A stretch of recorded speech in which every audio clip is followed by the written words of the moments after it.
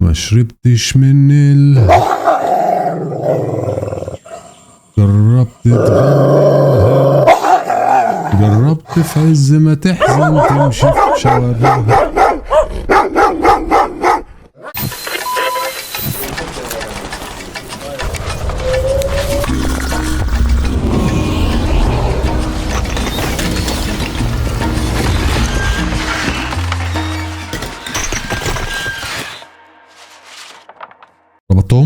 ربطت الكلاب؟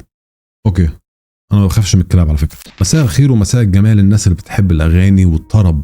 النهارده احنا مش قدام قصه قتل او جريمه قتل، احنا قدام جريمه بشكل عام، جريمه في حق الصوت، في حق الودن المطربه، وفي حق الودن الموسيقيه، وبطلتها نجمه مفيش اتنين يختلفوا على صوتها. خليني الاول اخطفكم ونروح على المغرب، وبالاخص مهرجان موازين.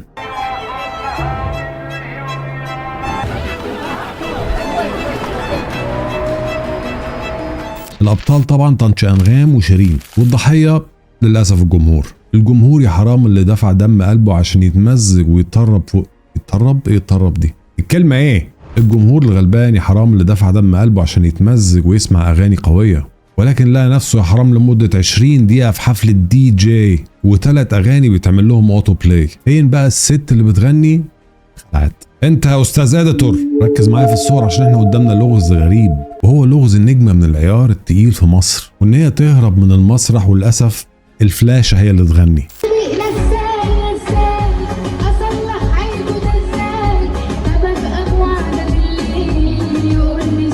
ده احنا لو في فرح في منطقه القلعه في مصر والمغني حاول يهرب بيتشفى ويتعلق زي اللحمه. عشان نفهم الانهيار ده حصل ازاي للمغنيه شيرين عبد الوهاب لازم نرجع لورا. ارجع، تعالى ارجع كمان. المهم شيرين بنت موهوبه جدا واتولدت في الثمانينات، وبنت الاستاذ محمد عبد الوهاب، مش ده يا خفيف. والدتها الست كريمه ابو زيد، وهي عندها 9 سنين مدرسه الموسيقى بتاعتها شافت عندها موهبه كبيره، والمدرسه حاولت تتواصل بقدر الامكان لحد ما وصلت لسليم سحاب، ومن هنا بدأت رحلة شيرين لحد ما بقت أكبر نجمة في مصر. بس للأسف شيرين كان دايما لسانها بيسبق عقلها.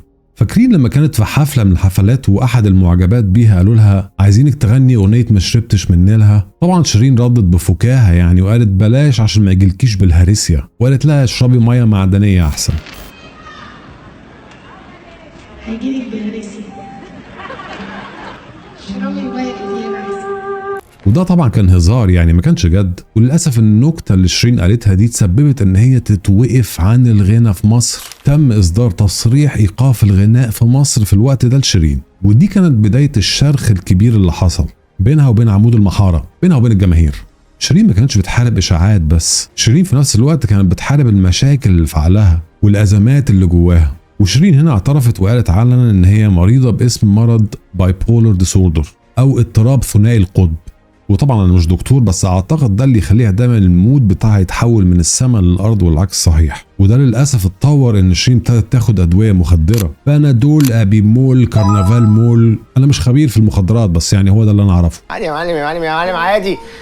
والادويه اللي هي كانت بتاخدها كانت عايزه تهرب من الواقع. لناس كتير الامراض والمشاكل اللي هي بتمر بيها في حياتها، لو انت شخص عادي وعندك مرض زي ده طبيعي جدا ان انت تاخد ادويه تضطر ان انت تتعامل غير اي بني ادم تاني او اي بني ادم عادي ما عندوش الامراض دي. هل من الادويه دي ممكن تخلي الانسان يدمن؟ لو انت صاحب مرض زي ده طبيعي يكون في احساس بالادمان لان الادويه قويه جدا، بس الموضوع كبر جدا وشيرين حالتها اتدهورت، وده اللي خلى شيرين تلجأ للطب النفسي وتدخل مستشفى دار الامل للعلاج الادمان. لو تحط نفسك في موقف زي ده ان انت بني ادم مشهور في مصر ومغني معروف جدا في مصر، اعترف بان انت عندك بايبولر ديسوردر وان انت مدمن او ان انت اخدت ادويه او بتاخد ادويه تعالج بيها نفسك بغض النظر عن السبب. القصه صعبه وتقيله على شيرين نفسها واكيد على اهلها وعلى اللي حواليها. وفي لحظه وفاة نادره وفي عز ازمتها ظهرت شيرين على مسرح قرطاج، وهي هناك قبلت ايد الدكتور بتاعها الدكتور نبيل عبد المقصود قدام العالم كله، وقالت ان الدكتور ده هو اللي رجع لي حياتي. ولكن للاسف الدنيا والحياه شايله لها مشاكل كتير.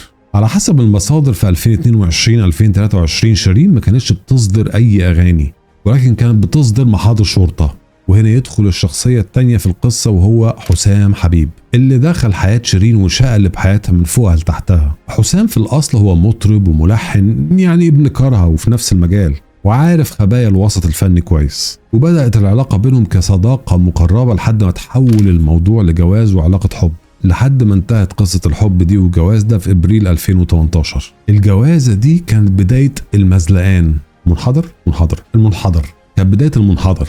وقت الجواز كله قال ما شاء الله ويا بخت سعيد بسعيدة وهنوهم وانبسطوا لهم جدا. محدش كان متخيل ابدا ان العلاقة دي او السعادة دي هتحول لأكبر قضايا الرأي العام في مصر. نرجع لموازين. الناس كانت رايحة موازين ومستنية تستمتع وتنبسط بالأغاني، ولكن للأسف اتضحك عليهم. يا ولاد الكلب دول بقلشوني، لأن زي ما قلنا راحوا سمعوا 3 أغاني على فلاشة أوتو بلاي.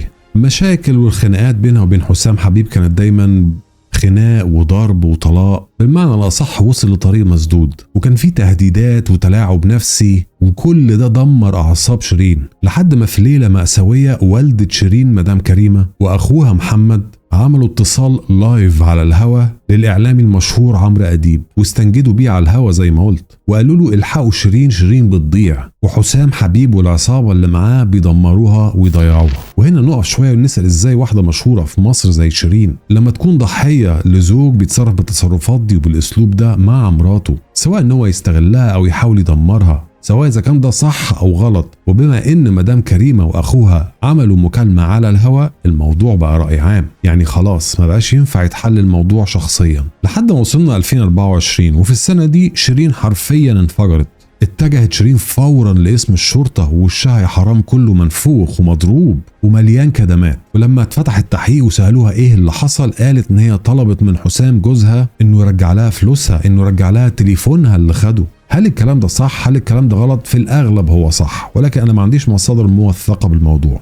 وقالت شيرين كمان انه اخذ الحاجات دي بالغصب عنها. ولما شيرين اعترضت على الموضوع وواجهته زي ما انا قلت، للاسف كانت ضرب مبرح وكان كل وشها منفوخ ومورم. واعتقد هو ده السبب اللي يخلينا نشوف شيرين مش بالشكل اللي احنا نعرفه في موازين. لا، اللي بيغني كان فلاشة، مش روح شيرين الحقيقية، مش الطرب الاصلي الحقيقي بتاع شيرين، لان هي كانت مهزومة ومتدمرة بين المحاكم وبين الضرب وبين الاهانات. شيرين كانت متدمرة تماما.